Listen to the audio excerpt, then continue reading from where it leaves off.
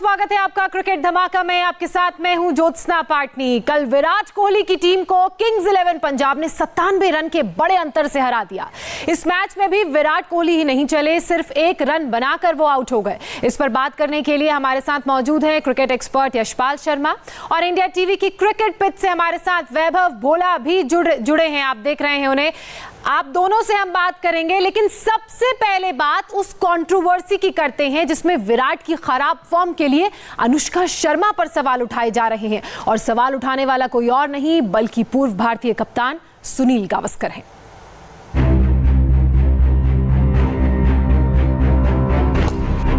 साल 2020 का एक और मैच, साल 2020 की एक और पारी, लेकिन विराट के बल्ले की रन हड़ताल अभी भी है जारी।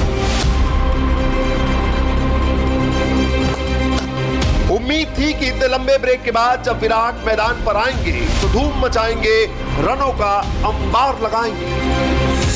हैदराबाद के खिलाफ विराट ने सिर्फ 14 रन बनाए और कल तो पंजाब के खिलाफ विराट सिर्फ 1 रन बनाकर पवेलियन लौट गए। विराट ने रन नहीं बनाए। आईपीएल के पहले 2 मुकाबलों में वो जल्दी आउट हो गए। वो खराब फॉर्म से गुजर रहे हैं, इससे कोई इनकार नहीं कर सकता। लेकिन इसमें न जाने क्यों कल एक बार फिर उनकी पत्नी अनुष्का शर्मा का नाम घसीटा गया। कमेंट्री बॉक्स में बैठे सुनील गावस्कर ने मैच के दौरान कहा, विराट हमेशा चाहते हैं कि वो जितना प्रैक्टिस करें उतना बेहतर होगा, लेकिन लॉकडाउन के दौरान तो उन्होंने सिर्फ अनुष्का की गेंदों पर प्रैक्टिस की।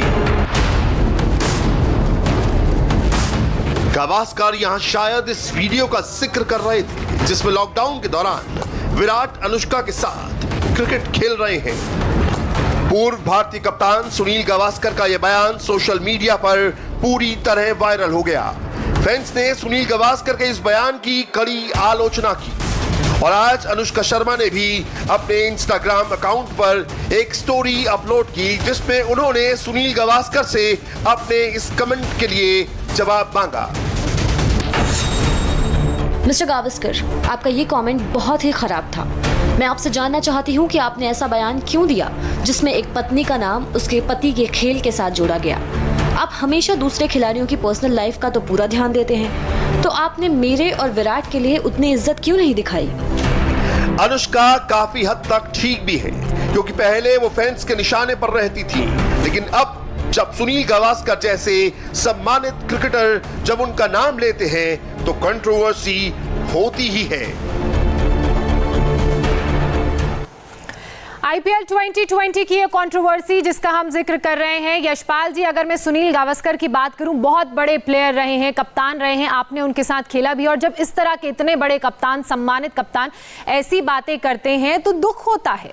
देखिए, मुझे हैरानी भी हुई और झटका भी लगा। मेरे कप्तान रहे हैं, पर मैं इत्तेफाक नहीं रखता जो गावस्कर ने, हम उनको सनी भाई बोलते हैं, मैं इत्तेफाक नहीं रखता जो उन्होंने कहा। देखिए, मुझे लगता है कि उनके पूरे करियर में कभी भी जब भी उनकी खराब फॉर्म हुई होगी तो कभी परिवार को नहीं घसीटा होगा उसमें। तो मुझे लगता है कि ये शायद फ्लो में चला गया है। तो देखिएगा, मुझे लगता है विराट भी ये समझते हैं कि वो उनको पिता समान समझते हैं, क्योंकि जिस तरह की वो उन्होंने क्रिकेट खेली है उच्च कोटि की और विराट खेल रहे हैं, तो मुझे लगता है जल्दी इस चीज को सुलझा लिया जाएगा और गावस्कर को सामने आकर इसका स्पष्टीकरण कर देना चाहिए।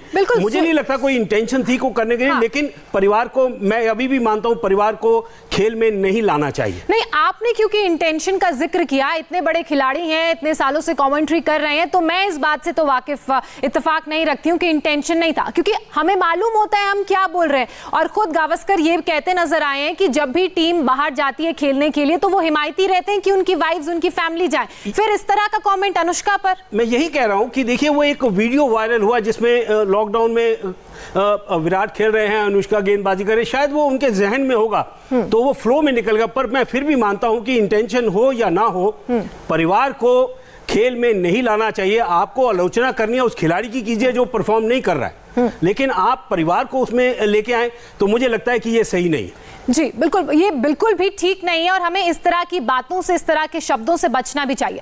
वैभव, आपका मैं रुख कर रही हूं, इंडिया टीवी के क्रिकेट पिच पर आप मौजूद हैं और अगर आरसीबी की कल की परफॉर्मेंस की बात करें तो बहुत ही डिसअपॉइंटिंग थी।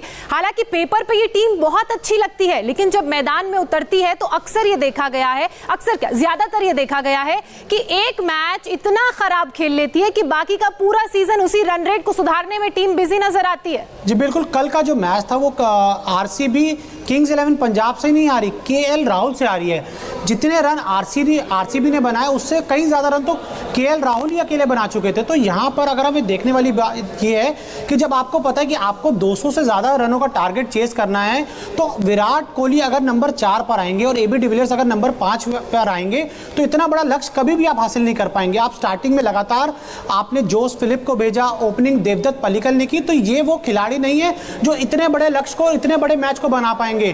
पहले जब क्रिकेट था, कुछ साल अगर हम पहले की बात करें तो जो खिलाड़ियों के बीच में जंग होती थी कि कौन ऊपर बल्लेबाजी करने जाएगा, लेकिन आजकल एक नया ट्रेंड सेट हो गया है कि जो टीम का सबसे बड़ा बल्लेबाज है उसको नीचे भेजते हैं। तो ये बहुत ही अनफॉर्चुनेट था कि कल विराट को अगर ओपनिंग करने आते हैं, नंबर 3 पर भी आते तो शायद वो मैच बन सकता था, और अगर एबी डिविलियर्स नंबर 4 पर आते तो शायद उस लक्ष्य तक पहुंच सकते थे। क्योंकि अगर हम बात करें मुंबई इंडियंस की, रोहित शर्मा कप्तान है, वो ओपनिंग करते हैं। किंग्स 11 पंजाब के केएल राहुल कप्तान है, वो ओपनिंग करते हैं। स्टीवन स्मिथ, डेविड वार्नर, ये सभी ओपनिंग करते हैं। तो विराट कोहली भी कप्तान है, उन्हें ओपनिंग करनी चाहिए क्योंकि 20 ओवर में आपको बहुत ज्यादा गेंदें नहीं मिलती। और हम देखते हैं कि आज चेन्नई सुपर किंग्स, क्योंकि पहले टॉस की अगर बात करें तो टॉस जीत लिया है चेन्नई सुपर किंग्स ने। दुबई से इस वक्त की बड़ी खबर, पहले गेंदबाजी करने का फैसला लिया है। यशपाल जी, लगातार तीसरा ये मैच और तीनों ही मैचों में चेन्नई ने टॉस जीता, एक मैच जीता दूसरा हारा, लेकिन गेंदबाजी तीनों में। मुझे हैरानी हुई है क्योंकि देखिए, अगर पिछले खास करके 3 मैच देखे जो आपने टॉस की बात की है, लक्ष्य का पीछा हो रहा है टॉस जीतकर, और जबकि वो जो लक्ष्य का पीछा पिछले 3 मैचों में खास करके वो टीमें हार रही हैं, तो इस पे शायद चिंतन नहीं हुआ है। आज फिर सीएसके ने टॉस जीता और फिर वो लक्ष्य का पीछा कर रहे हैं। तो मुझे लगता है कि इस चीज को साबित करना होगा कि वो एक गलती हो गई, अब बार बार गलती नहीं होगी, लक्ष्य का पीछा किया जाएगा और जीत हासिल की जाएगी। तो चेन्नई की बात करें, आज चेन्नई सुपर किंग्स की भिड़ंत दिल्ली कैपिटल्स से है और इस मुकाबले में हर किसी की निगाहें महेंद्र सिंह धोनी पर टिकी हैं। धोनी पिछले मैचों की बात करें तो बहुत चल नहीं पाए। धोनी पिछले मैच में 7वें नंबर पर बल्लेबाजी करने आए थे। आज उम्मीद है कि धोनी ऊपर बल्लेबाजी करने आएंगे और दुबई में रनों का तूफान लाएंगे।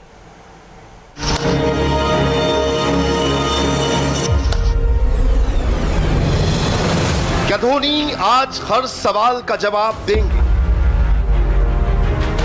क्या धोनी आज बैटिंग करने ऊपर आएंगे? ये वो सवाल है जिनका जवाब धोनी को देना है। राजस्थान रॉयल्स के खिलाफ धोनी के 7वें नंबर पर उतरने के फैसले की हर तरफ आलोचना हुई, लेकिन धोनी वो क्रिकेटर है जो मैदान पर ही हर आलोचना का जवाब देते हैं। राजस्थान के खिलाफ धोनी देर से आए, धोनी ने रन नहीं बनाए, लेकिन आखिरी ओवर में जिस तरह से धोनी ने 6 लगाए उससे साफ है कि धोनी रंग में है और आज धमाका कर सकते हैं।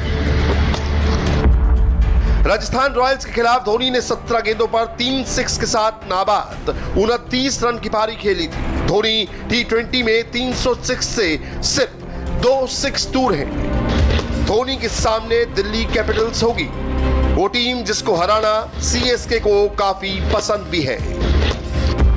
चेन्नई और दिल्ली 21 बार आमने सामने हुए हैं, जिसमें 15 बार चेन्नई ने बाजी मारी, जबकि दिल्ली ने सिर्फ 3 मैच जीते। पिछले सीजन में सीएसके ने दिल्ली कैपिटल्स को 3 बार हराया था।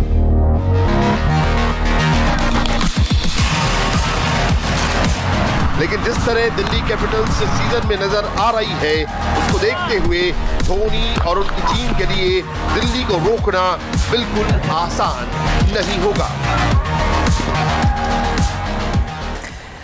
धोनी की अगर बात करें यशपाल जी, तो आपको क्या लगता है आज कौन से नंबर पे धोनी बैटिंग करने आएंगे? क्योंकि पिछले 2 मैचों की बात करें तो दोनों ही मैचों में 7वें नंबर पर आए थे और दूसरे मैच में तो बहुत ही डिसअपॉइंटिंग था। वो रिजल्ट भी अच्छा नहीं आया।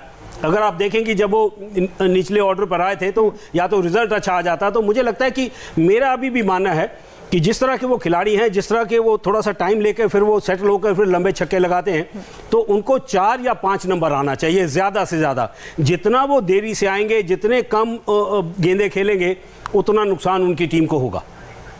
बिल्कुल। और अब बात करते हैं उन 3 खिलाड़ियों की जो आज के मैच के एक्स फैक्टर साबित हो सकते हैं, और इस लिस्ट में सबसे पहला नाम है दिल्ली कैपिटल्स के पृथ्वी शॉ का। पृथ्वी शॉ का क्रेडिट स्कोर है 8.5। पृथ्वी शॉ ने ना सिर्फ कैपिटल्स में बैटिंग ऑर्डर की जान वो है, बल्कि उनके पास ओपनर होने की वजह से ज्यादा गेंद खेलने का मौका भी होता है।